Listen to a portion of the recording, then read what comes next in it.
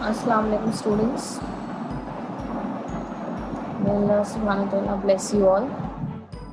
So let's begin with the chapter.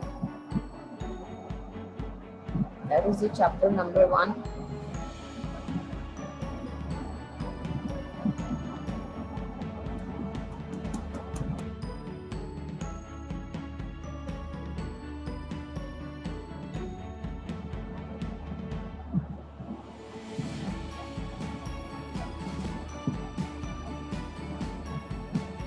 Basics of information technology.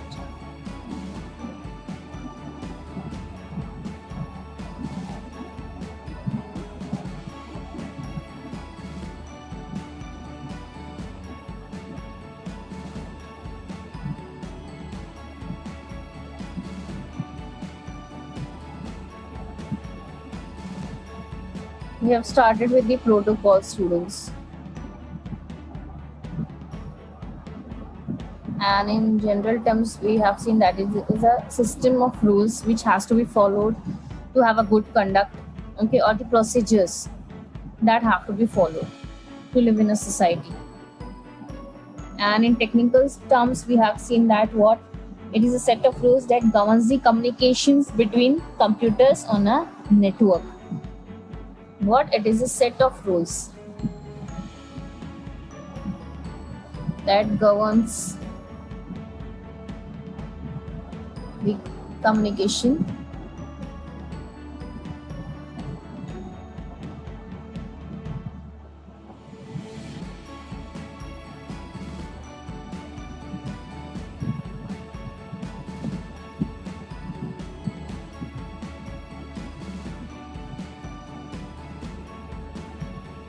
between computers.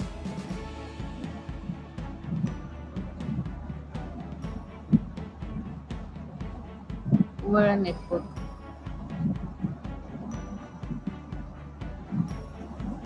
So we had finished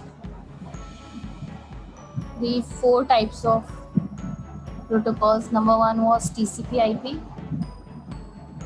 Second one was your DNS.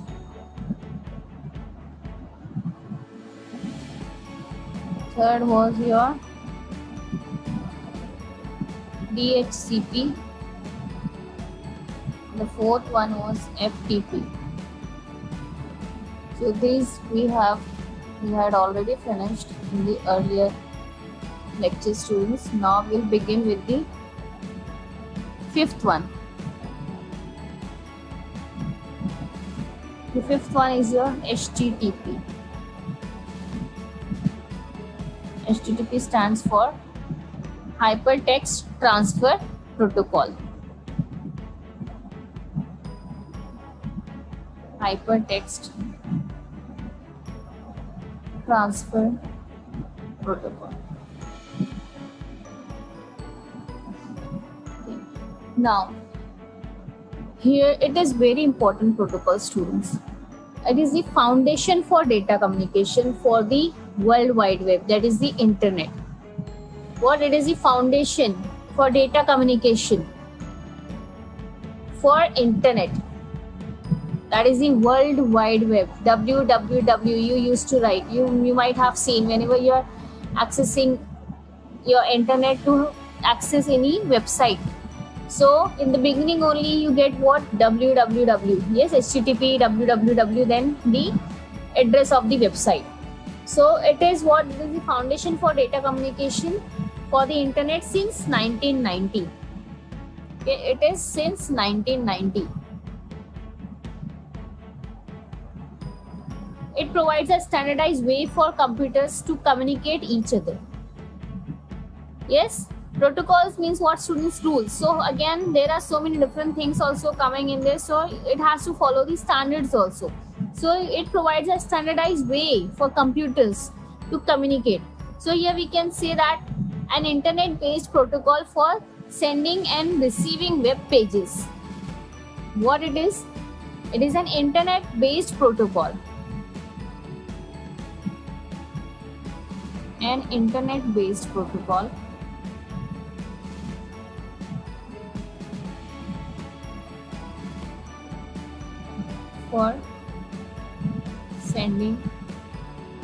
and receiving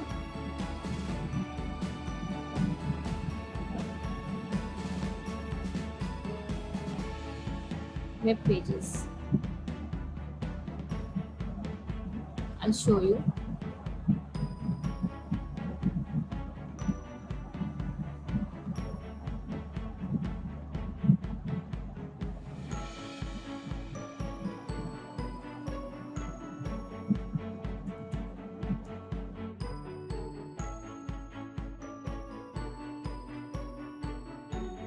Look here student, how the address has been displayed here. Googles.com, look here. HTTP protocol in computer networks. That means what I have searched, this is the name. Okay, this is the name. So that's why it is displayed here. Okay, so whenever I want to search for any website students, so I get what? HTTP.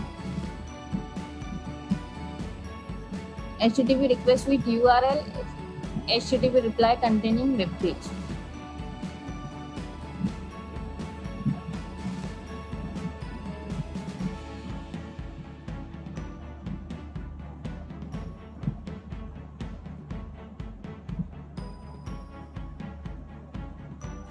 This is the uniform resource locator URL method, then host, port, path, HTTP method. Okay, then to show you if I want to search any file.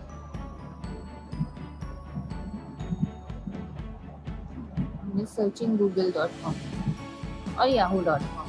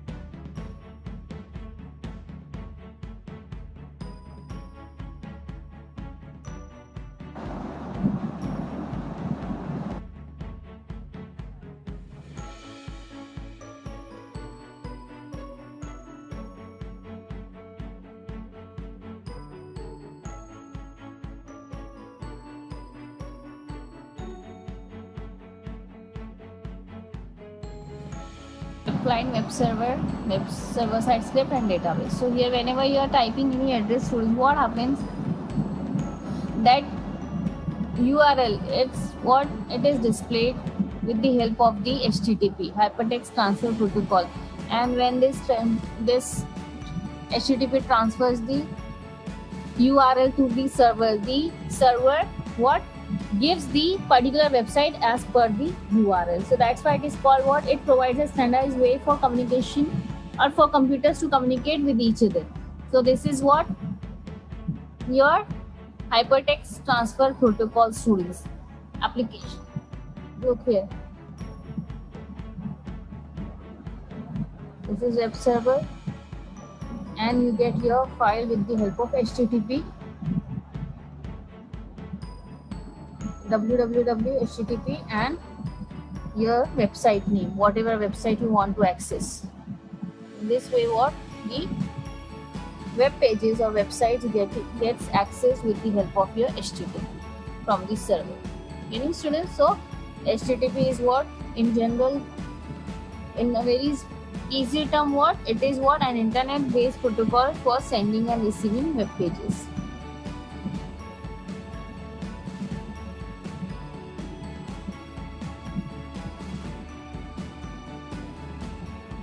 This is the URL. This is the URL students. This whole is the URL. Okay. And that is also called as the address. So on google.com I'm searching for this URL. So it has been displayed in my address bar. This is the address bar. Okay. So this is the URL. Now next one is your IMAP. IMAP. The sixth one is your IMAP. IMAP. That is Internet Message Access Protocol. Internet Message Access Protocol is a standard email protocol. What it is? Internet Message Protocol, Access Protocol.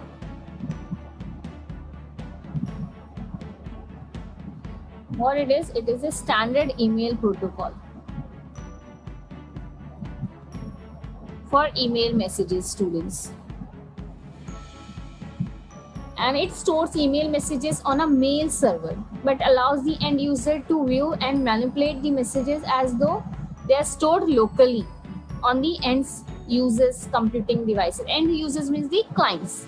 So what it does, students, that it stores the email messages on a mail server, but what it allows the end user to view and manipulate the messages as that they are stored locally on their machine, on their computer, on their devices, whatever devices they are using. Okay, so this is what, students, this is the task of the IMAP. So it is a protocol for receiving email messages from server on the internet, and it maintains a copy of all the emails on the server, so that we can sort, we can filter all the emails. So what here, students, you have to remember this, what, that it maintains a copy of all the emails on the server. It maintains the copy of emails on the server. You have to remember this, that if you are, though you have downloaded it from the server to your local machine, then too the copy is stored on the server. It is not deleted. So that's why it is a standard message access, this one, Internet Message Access Protocol, and it is a standard email protocol to access the email messages from the server on the internet, or to receive the messages from the server to the internet. Okay, students, so here we can, as it is storing it, maintaining the copy of the email, so with the help of this, we can sort, we can filter our emails. That means whatever emails we want, suppose I want to have the copy of all the emails of my bank account. So I'll just write, for example, Axis. So it will display me all the messages, all the email messages of that particular Axis Bank only at the beginning. So that's why I'm filtering it. I'm sorting it. Okay, so this is what your IMAP. We'll just see, if we have the diagram.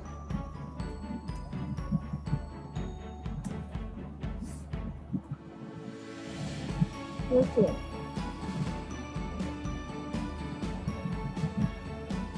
All these protocols are here. SMTP also there, POP3, IMAP both. Now this is the sender's mail server. This is internet. This is receiver's mail server, and this is the receiver. That is the user. So here what IMAP is allowing the user to access all the email server. You see, this one is the email server, and these are the different devices a user can access to have the email messages. It's not necessary that only on the computers the user can access. Any device with the help of this IMAP, that means the copy has been stored here, it is maintained.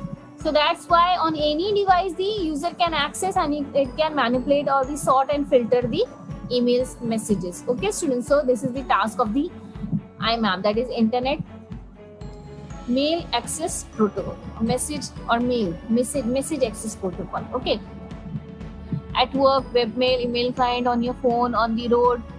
This is the storage, redundant storage. Okay, so anywhere, from anywhere you can, or any device you can access your mail, because the copy is maintained by the email server here in the IMAP.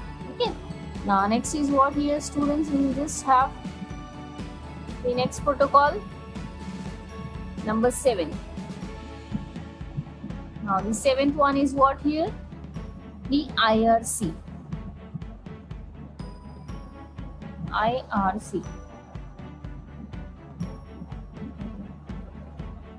That is Internet Relay Chat.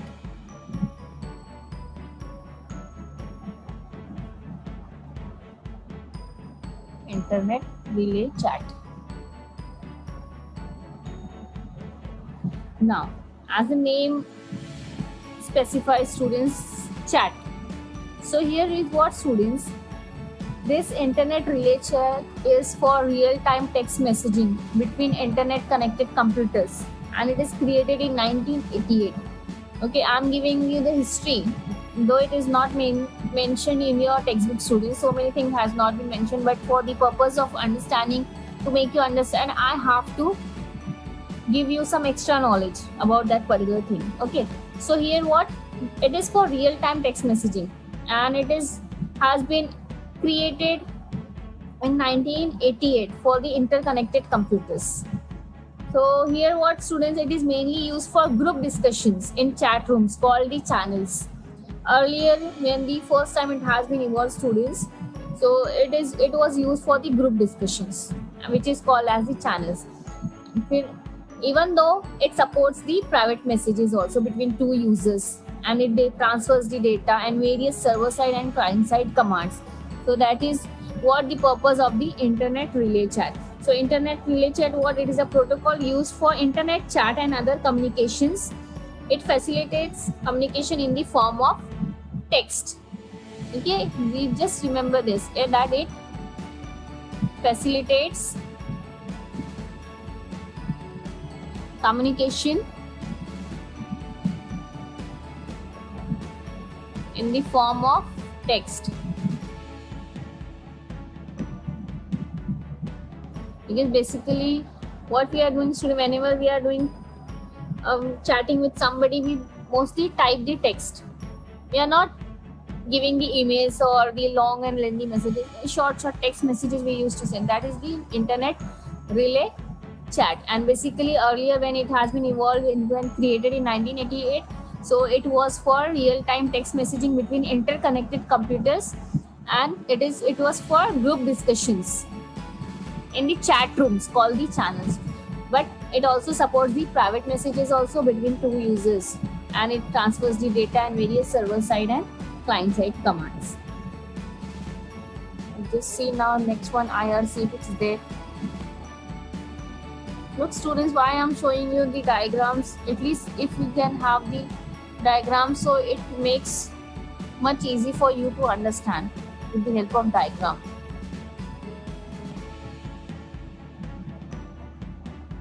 These are the servers. So not much to show in this internet relay chat protocol. Servers are there and the clients are connected so that the client can have a chat each other or the discussion. Okay. And next one is here, number 8 is POP3, Post Office Protocol.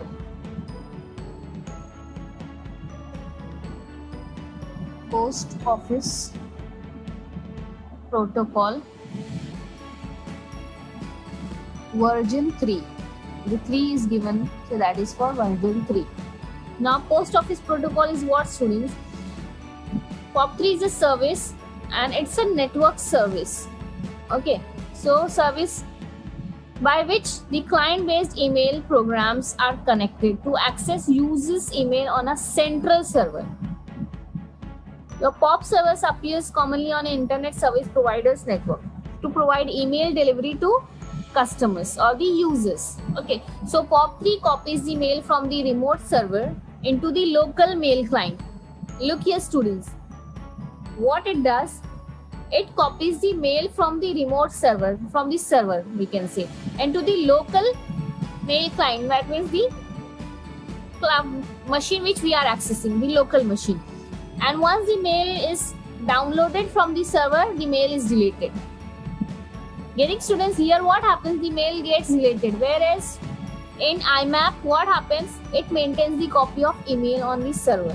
Whereas in Post Office Protocol, what happens here, students, as soon as the mail is downloaded from the server to the client machine, the mail gets deleted. So it doesn't what maintains the copy.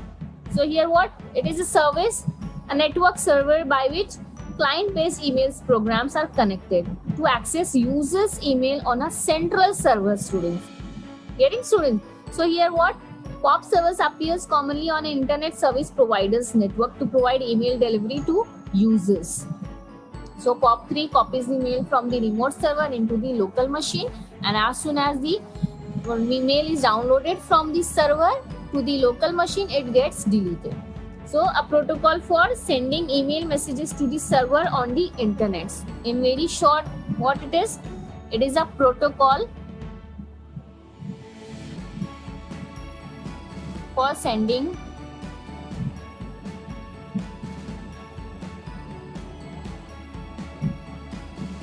email messages to the server on the internet.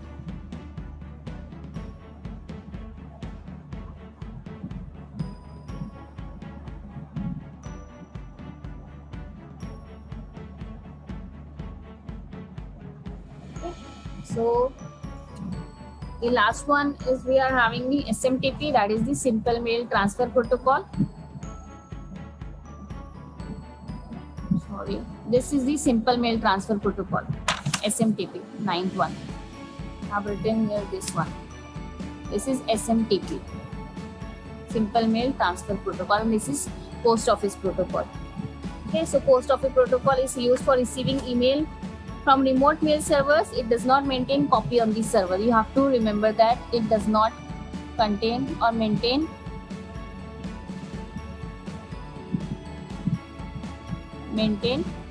copy on the server. And SMTP is what? Simple Mail Transfer Protocol.